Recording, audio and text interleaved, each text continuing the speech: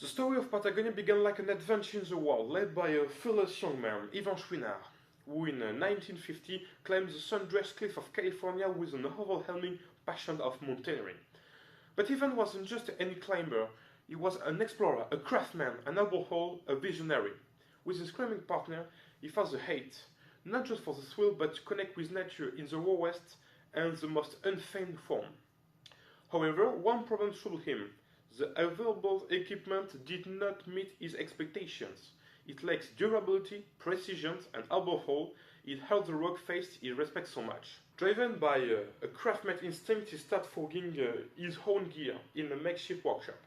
His creation, sturdy and clever, quickly got the attention of the other climber. Word spread, and Chouinard equipment was born. But Ivan, always in tune with nature, we noted that his metal gear left scars, just a little mark on the cliff he saw she raised.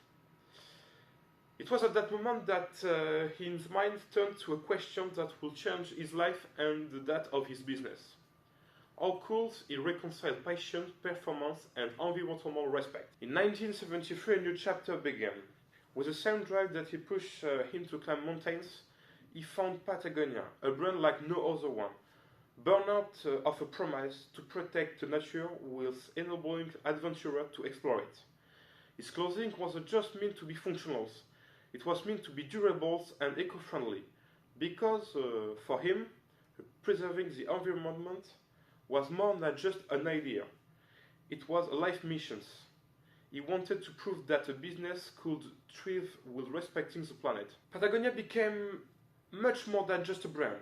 It was a manifesto, a silent revolution. It against all odds. Chouinard made radical decisions to donate a percentage of his profit to so much environmental cause, to reduce the ecological footprint of every product, and to encourage other companies to do the same.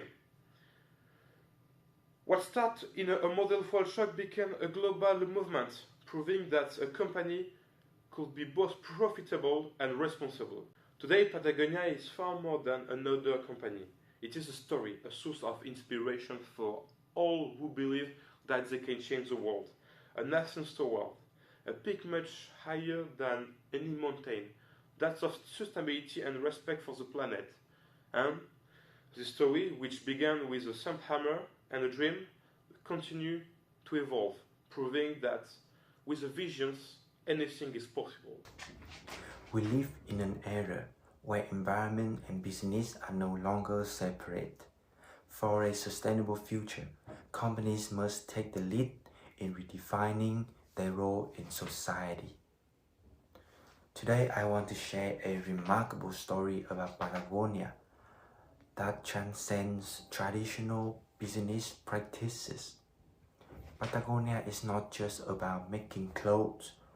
They are pioneering a new way of thinking about the business and environmental stewardship. Imagine a scenario of owning a jacket that has worn out after many years of use. While many might toss it aside, Patagonia has chosen to approach this issue differently.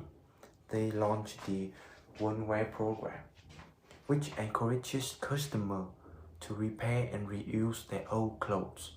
Instead of pushing for more sales of new items, they focus on helping customers extend the life of their products.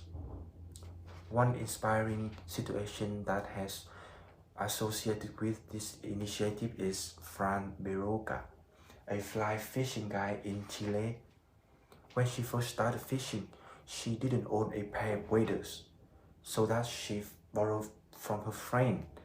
And then those waders have been passed around, shared among friends and customers alike, embodying the spirit of community and sustainability. Fran equally states, if you give someone a fish, you feed them for a day.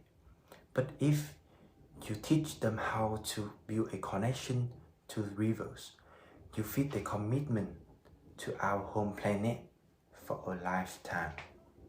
Her mission goes beyond the teaching fishing skill. It's about fostering a profound relationship with natural environment. Similarly to Patagonia, they are not just selling clothes, they are promoting a lifestyle. I think all the companies can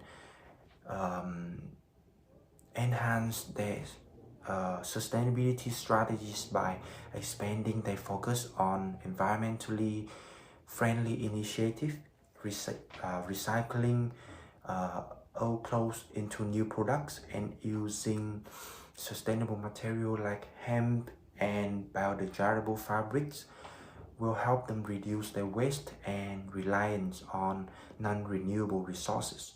And providing a biodegradable packaging is more in line with the environmental goals.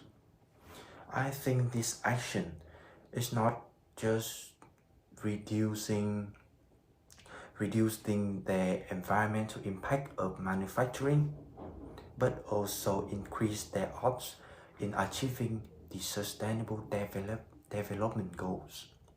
So I just want to say, first, reduce. Don't buy what you don't need, and then repair. Fix stuff that still has life in it. Thank you. So, for my part, to talk about the social environment of Patagonia, I'm going to talk more about Yvan Chouinard, the ex-CEO of the company. So he gave the company away to an association to fight the environmental crisis, and he gave the company to the Patagonia Purpose Trust and All Fast Collective to fund their commitments to the planet's perpetuity. In perpetuity, I'm sorry. And so he gifted 100% of his $3 billion fortune, so which represents a lot of money, and so it represents the enormous commitment that he had for the planet. So to explain a bit more about Yvan Chouinard commitment, I need to talk about his story, so we can understand better why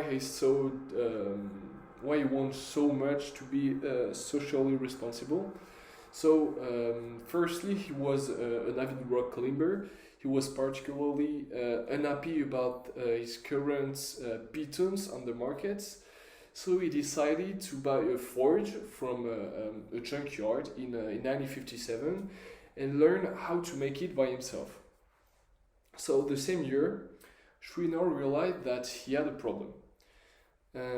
While he was climbing El Capitan, he noticed that the increasing damage pitons were doing to the rock as climbing gained in popularity.